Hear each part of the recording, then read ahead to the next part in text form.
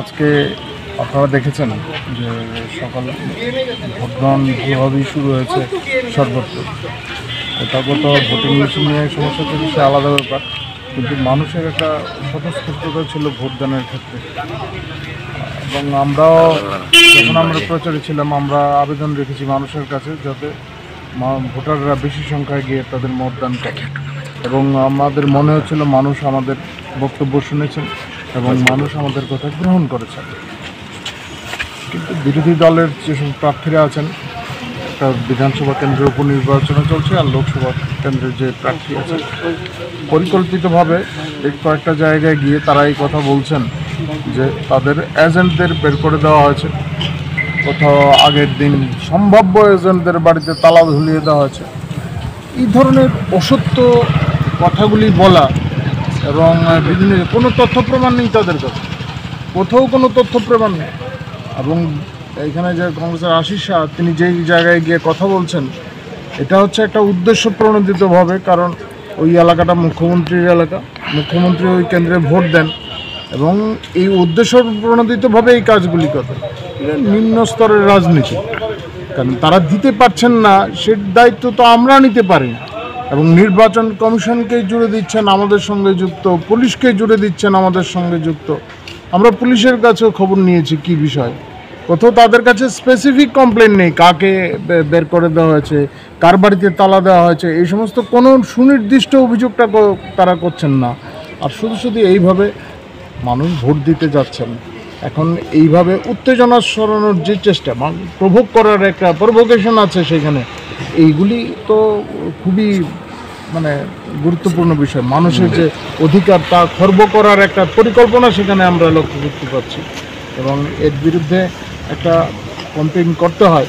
আমরা বিষয়টা পার্টিতে আলোচনা করেছি এবং নির্বাচন কমিশনের কাছে আমরা লিঙ্ক সহ দিয়েছি।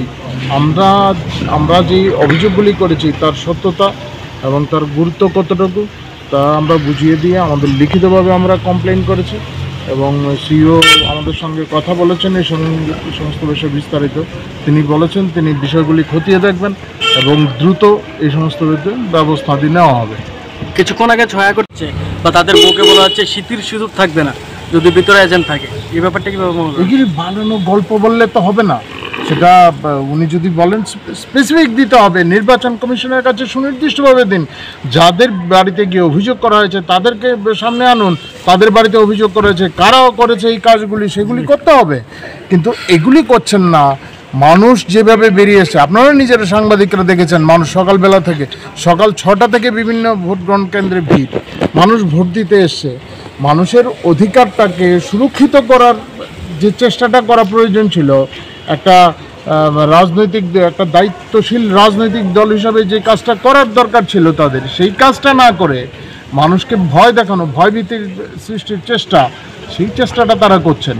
কিন্তু অভিযোগ নিশ্চয়ই অভিযোগ থাকলে অভিযোগ করবেন না কেন? সুনির্দিষ্টভাবে অভিযোগ করুন, পুলিশের কাছে নিয়ে যান, পুলিশের কাছে। এবং তারা বলছেনটা কি পুলিশও নাকি কাজ করছে না, কোথাও আপনাদের কাছেও সুনির্দিষ্টভাবে তারা অভিযোগ করছেন না। আপনাদের কাছে করুন, কার বাড়িতে হামলা হয়েছে, কার বাড়িতে তালা ঝুলানো হয়েছে, কোথায় কোন বুথের যে আমাদের পোলিং এজেন্ট আছে তাকে বের করে দেওয়া হয়েছে, সুনির্দিষ্টভাবে করুন।